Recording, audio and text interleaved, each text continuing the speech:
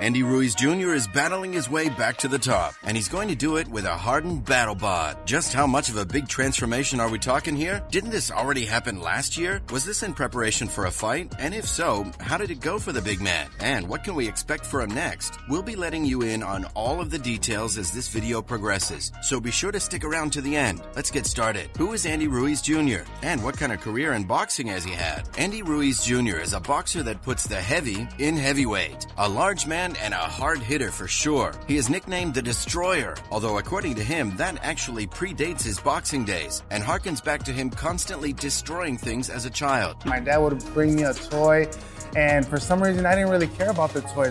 Okay, when you describe it like that, it sounds less like Godzilla smashing skyscrapers and more like a cat knocking things off a table. But he's a destroyer regardless, and he has lived up to the moniker, plowing through just about everyone in his path since bursting onto the scene of professional boxing in 2009. He was undefeated for 7 years and 8 months, racking up an impressive 29-0 record before finally taking his first loss to Joseph Parker in 2016. I felt when I was using my jab, everything flowed better. When I didn't use it, I allowed him to close the gap and throw his punches. In a bout for the vacant WBO heavyweight title. That title eluded him that night, but he'd already held plenty beforehand. His first taste of gold came when he defeated Joe Hanks to claim the WBO Intercontinental Heavyweight title in July of 2013. Like most champion boxers do, he proceeded to both defend his title and collect others, winning the vacant WBC NABF heavyweight title in his very next fight. Ruiz Jr. would defend these two titles for 3 years before relinquishing them ahead of his aforementioned fight with Joseph Parker. That had to make the loss sting all the harder. Oh my God, look at Anthony Joshua. He's a great finisher, and then the champ with the right hand. But he's battled back, and in 2019, in the biggest win of his career, he would defeat Anthony Joshua in a stunning upset victory. This not only earned him the WBO heavyweight title, but the IBF, IBO, and WBA super heavyweight titles as well, making him the unified heavyweight champion of the world. This made him the first male boxer of Mexican descent to hold such a distinction. His reign would be short-lived, however, as a rematch against Parker later in the year did not go his way. He's been fighting to get back up the ranks ever since, a journey back to the gold. So what's this about a body transformation? Didn't he already do that last year? While obviously a heck of a fighter and thereby quite the athlete, Andy Ruiz Jr. has never exactly had the stereotypical athletic look. He's known for his barrel chest and a belly to match. In particular, he packed on a lot of noticeable poundage after his title victory, implying quite a few celebratory nights on the town in the time between his two bouts with Anthony Joshua.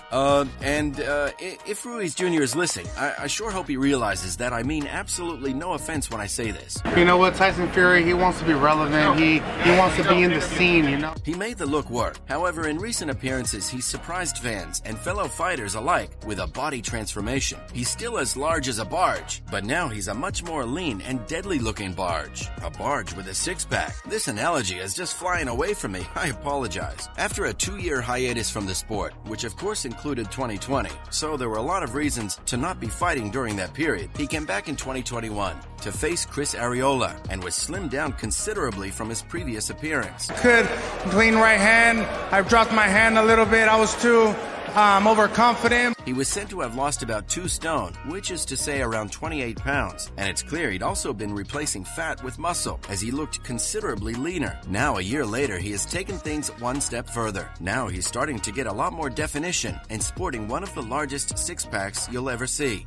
I was telling them to stay calm. You know, first we gotta start practicing the fundamentals. It's really kind of crazy to see abdominal muscles pop out that far, as he's still a very beefy man, but he's a very fit beef now. Beef with a, actually, let's not go down this analogy road again. When he was seen in a promotional video filmed by Fox Sports, many fans took notice and reacted to his new ring shape. One fan wrote, "Best shape I've seen you in. Motivating myself on my health journey. Crush it," end quote. How about that? That's what we like to see. Another noted how dangerous he looks now, even more so than usual, saying, quote, "Ruiz in that shape is a handful for any heavyweight in my opinion," end quote. Credit to Sport Bible for assembling these quotes, by the way. This wasn't just just a sizzle reel designed to show off his abs, though. Was he training for a fight? And if so, how did it go? Indeed, those videos were released in early September, as Ruiz Jr. was gearing up for his fight with Luis Ortiz. Yep, Andy Ruiz and Luis Ortiz rolls off the tongue nicely. This bout took place on September 4th at the Crypto.com Arena in Los Angeles, California. And as is often the case in many boxing matches, it went the full 12 rounds. This is maybe not something that Andy would hope to avoid, given that he's won most of his fights by either KO or TKO.